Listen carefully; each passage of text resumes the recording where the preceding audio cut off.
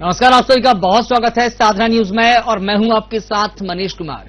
किसानों के सम्मान और समृद्धि की योजना भावांतर के तहत मुख्यमंत्री डॉक्टर मोहन यादव ने देवास में आज प्रदेश के 1,33,00,000 किसानों को 233 करोड़ की भावांतर राशि का ट्रांसफर किया है और जिले के 183.25 करोड़ की लागत के विकास कार्यों का भूमि पूजन भी किया।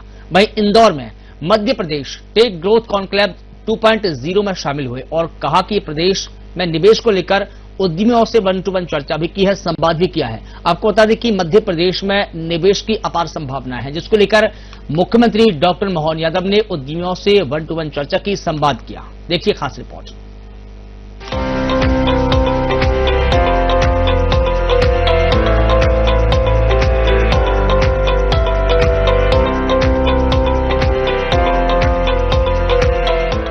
आज देवास एक बार फिर प्रदेश की उम्मीदों का केंद्र बना, जहां मुख्यमंत्री डॉक्टर मोहन यादव के आगमन पर जन सैलाब उमड़ पड़ा।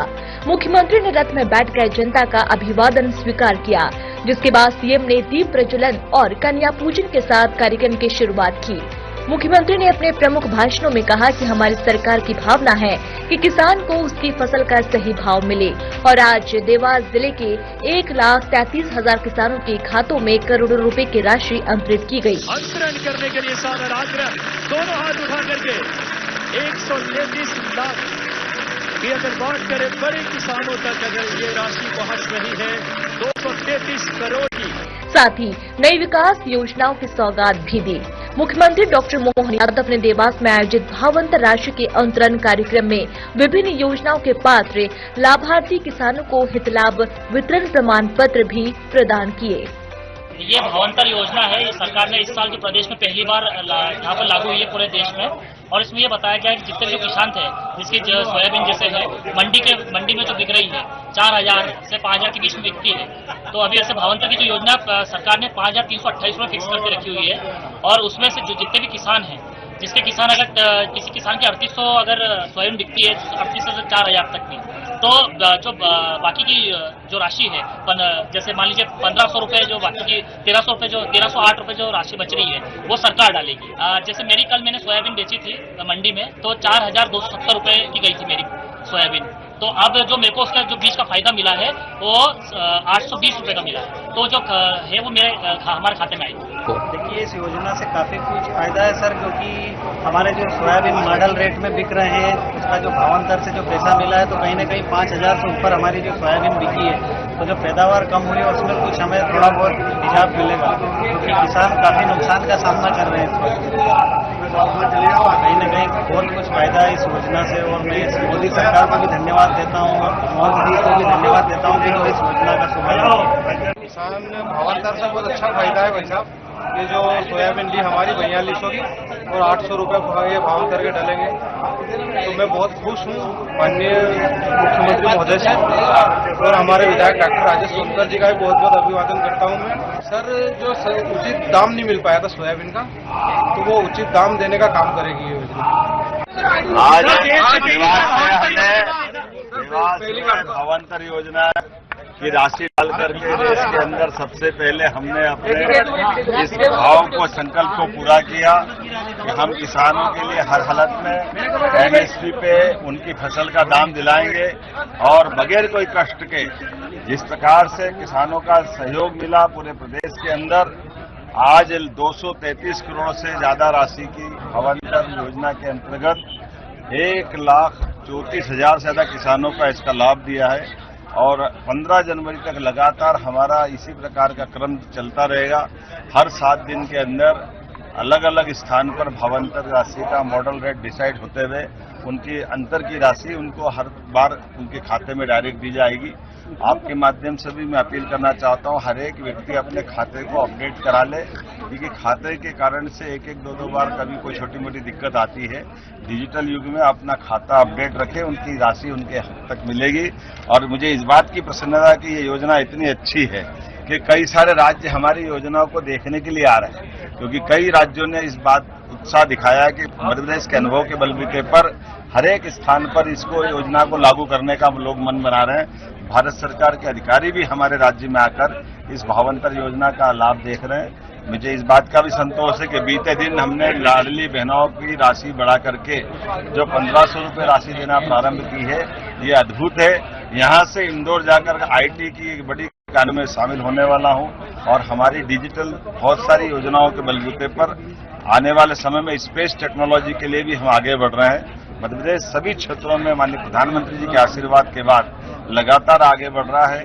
गरीब, महिला, युवा, किसान, हर वर्ग के कल्याण को लेकर के हमारी सरकार ठोस काम कर रही और पड़ोस के जिले में शाजापुर, जिसका मक्सी और उज्जैन का हिस्सा, कल वहां फिर एक 8000 करोड़ के बड़े कारखानों का भूमि पूजन करने में आ रहा हूं और उम्मीद करेंगे ये विकास की सौगातें इसी प्रकार से लगातार मिल जाएगी।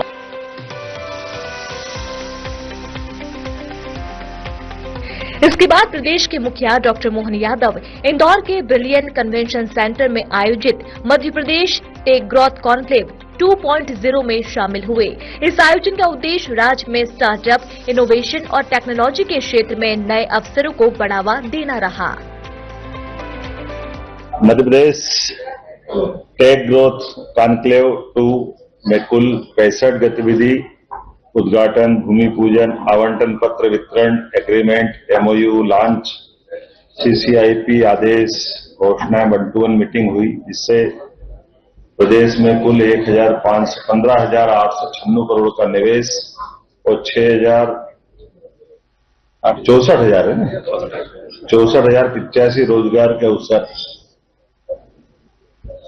सृजित होंगे। यह आयोजन प्रदेश की तकनीकी और औद्योगिक प्रगति की दिशा में एक ऐतिहासिक मील का पत्थर है। मैं मध्य प्रदेश सरकार के माध्यम से साइंस टेक्नोलॉजी विभाग में ये जो अचीवमेंट किया है, मैं बधाई देना चाहूंगा। जैसे आपकी जानकारी में जीआईएस के बाद हमने अपने सारे विभागों को अलग अलग प्रकार से उनकी अपनी लाइन लेते हुए अपनी पॉलिसी भी डिक्लेयर करें और अपने स्वयं के काम को फैलाए बढ़ाएं। मुझे इस बात की प्रसन्नता कि कई सारे क्षेत्रों में मध्य प्रदेश ने लीड ली है और कई नवाचार भी किए जो कई सारे राज्य हमारे साथ हमारी इस काम के आधार पर अपने आप की पहचान बनाएंगे। खास करके कॉन्क्लेव में 700 से अधिक विभागियों ने, नीति निर्माताओं ने, निवेशकों ने और स्टार्टअप लीडर्स ने सहभागिता की है। 8 से अधिक निवेशकों के साथ 1-to-1 बैठक हुई, जिसमें थॉमसन सेमीकंडक्टर्स, ANSR, सोलेजेनिक्स जैसी प्रमुख कंपनियां शामिल हैं। 22 नई तकनीक और औद्योगिक इकाइयों का उद्घाटन हुआ। कुल 257 करोड़ का निवेश और 2125 रोजगार के अवसर इस नई तकनीक वाली जिनके जहां उद्घाटन हुए उनके बारे में बताना चाहूंगा। और 4 नई परियोजनाओं का जो भूमि पूजन हुआ, जिसमें 1346.75 करोड़ का निवेश, जिसमें 21,150 युवाओं को रोजगार मिलने की आश्वस्ति मिली है। कार्यक्रम के दौरान निवेश और उद्योग संवर्धन को गति देने हेतु कुल 9 कंपनियों को भूमि आवंटन पत्र LOA जारी किए गए। इन इकाइयों द्वारा प्रदेश में निवेश किया जाएगा, जिनके माध्यम से खासकर हमने छोटी से छोटी कंपनियों को भी जोड़ा। ऐसा नहीं कि बड़ी बड़ी कंपनियों को ही देखा है। तो ये जो छोटी कंपनियां जिनको LOI दी है हमने, उसमें लगभग 10.61 करोड़ का निवेश और 740 लोगों को रोजगार मिलेगा। और ये इन LOI के माध्यम से विभिन्न टेक्नोलॉजी, IT, मैन्युफैक्चरिंग कंपनियों को निवेश के लिए संसाधन और भूमि हमारे द्वारा उपलब्ध कराई है। 800 करोड़ के 7 MOU पे हस्ताक्षर हुए, जिनके माध्यम से IT, रिसर्च एंड टेक्नोलॉजी क्षेत्र को बढ़ावा मिलेगा। 10,500 रोजगार के अवसर सृजित होंगे। यह MOU मुख्य रूप से silicon wafer manufacturing, IT park Vikas, technology and research संबंधित परियोजनाओं के लिए सोमवेदा, DAVP, IT park, ANSR, game developers association of India, the ends entrepreneurs Rajasthan, कोटि योगी फाउंडेशन, विज्ञान एंड टेक्नोलॉजी विभाग मध्य प्रदेश शासन, military college of communication engineering के माध्यम खासकर साइबर सुरक्षा और कृत्रिम बुद्धिमत्ता के क्षेत्र में संयुक्त अनुसंधान और डेवलपमेंट करने के लिए ये जो MOU हुआ, ये पूरे देश का सबसे अलग प्रकार का नवाचार है कि स्टेट गवर्नमेंट का आर्मी के साथ सीधे